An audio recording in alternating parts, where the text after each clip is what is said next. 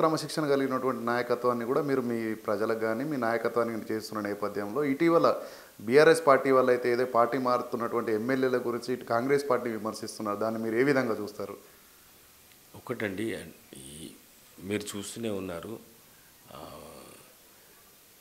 BRS party MLA ఏది విమర్శించినా మనం చూస్తున్నాము. అసలు బీఆర్ఎస్ అంటే ఇదే టీఆర్ఎస్ అధికారంలో ఉన్నప్పుడు సోనియా గాంధీ గారు తెలంగాణ ఇవ్వడము, అదేవిధంగా కేసీఆర్ కూడా తెలంగాణ ఇస్తే నేను పార్టీని మర్జ్ చేస్తా అని చెప్పడము, ఆ తర్వాత మర్జ్ చేయకుండా కాంగ్రెస్ పార్టీని పూర్తిగా నిర్వీర్యం చేయాలని, అసలు కాంగ్రెస్ పార్టీని కనబడకుండా చేయాలని ఎన్నో కుట్రలు పడిన నేపథ్యంలో ఇవాళ తెలంగాణ ప్రజలు ఏ విధంగా బుద్ధి చెప్పారో మీరు చూసారు కదా. వాళ్ళు మాట్లాడుతుంటే ఏమనిపిస్తారంటే వాళ్ళే కదా మొత్తం కాంగ్రెస్ పార్టీని ఖతం చేసింది వాళ్ళే, టీడీపీని ఖతం చేసింది వాళ్ళే.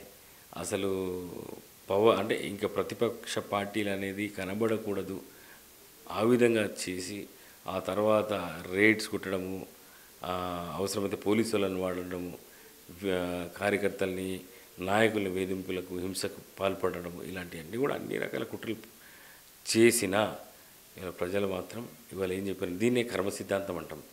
ఆ రోజు కాంగ్రెస్ పార్టీని నిర్వీర్యం చేయాలని ప్రయత్నం చేసిన కేసీఆర్, కాంగ్రెస్ పార్టీని ఖతం చేయాలని ప్రయత్నం చేసిన కేసీఆర్కి ఇలా పరిస్థితి ఎట్లున్నదంటే, ఒక 10 సంవత్సరాలు నిర్విరామంగా